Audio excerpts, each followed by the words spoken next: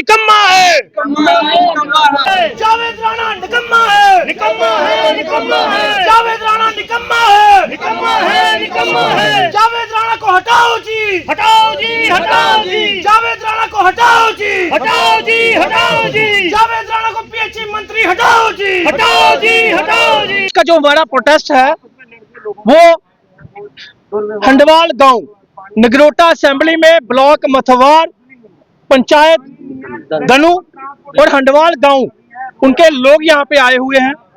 बड़े अफसोस के साथ कहना पड़ता है कि इनके यहाँ पे पानी और रोड का मसला है। मुझे एक चीज बता दीजिए, अगर जावेद राणा साहब लोगों तक पानी भी नहीं पहुंचा पा रहे तो जावेद राणा साहब को कुर्सी से हटा देना चाहिए और हटा ही देना चाहिए। क्यों हटा देना चाहिए? क्योंकि अपनी कॉन्स्टिट्यूंसी में भी वो पानी नहीं दे पा रहे हैं। वो अपनी कॉन्स्टिट्यूंसी में भी पानी नहीं दे पा रहे हैं तो पीएचई मंत्री बनकर क्या करेंगे? हम उमर साहब को कहना चाहते हैं या तो इनको हटाया जाए, या तो पीएचई मंत्री जावेद राणा साहब को हटाया जाए, या फिर इन गांवों में पानी पहुंचाया जाए, इनकी पाइपें ठीक की जाए, इनका जो काम है वो करवाया जाए। और हमारा 3 दिन का टाइम है। अगर इनको स्टार्टिंग में पानी की गाड़ियां और पाइप का काम नहीं लगा तो आज हमने जावेद राणा साहब को निकम्मा कहा है। ये याद रखिएगा, सिर्फ निकम्मा कहा है। उसके ऊपर बढ़ने में हमें टाइम नहीं लगेगा। हम मेराज मलिक जी के साथी हैं और आपको पता है कि आम आदमी पार्टी जो है वो कुछ भी कहने से डरती नहीं, ना कांपती है। तो इसलिए हमारा मकसद जो है काम करवाना लोगों का। अगर इनके यहाँ पे पानी की गाड़ियां आज की आज नहीं पहुंची और इनके पाइप का काम कल तक नहीं लगा तो यकीन मानिए हम चीफ इंजीनियर का लॉक लगा देंगे। उसके ऊपर जिम्मेवारी जावेद राणा साहब की होगी। धन्यवाद। जैसे आपने बोला बीजेपी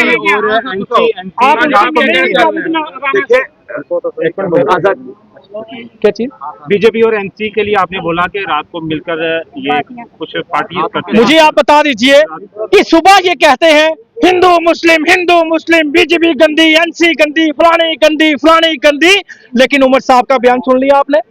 उमर साहब का बयान सुन लिया आपने? ये सिर्फ और सिर्फ अंदर वाले रिश्ते निभा रहे हैं अपने, चाहे वो एनसी बीजेपी का हो या इनके आपस के रिश्ते हो, ये सिर्फ वही रिश्ते निभा रहे हैं और लोगों को बेवकूफ बना रहे हैं। मुझे आप बताइए, अगर ये इंसानियत होती, अगर ये लोगों के लिए लड़ते, चाहे कश्मीर के लिए या जम्मू के लिए, बीजेपी जम्मू के लिए और एनसी कश्मीर के लिए, तो आज ये रोडों पे आते और स्टेटहुड की लड़ाई लड़ते। क्यों छोड़ी हमारे महराज मलिक जी ने यहाँ पे इनकी सरकार? महराज मलिक जी ने इनको कहा कि आप लोगों के काम नहीं करवा पा रहे, अगर आपको सरकार की तरफ से कोई परेशानी है रोड पे आइए, सारे कुर्सी छोड़ते हैं, रोड पे आइए और चलिए स्टेटहुड लेने। क्यों नहीं इन्होंने कुर्सी छोड़ी?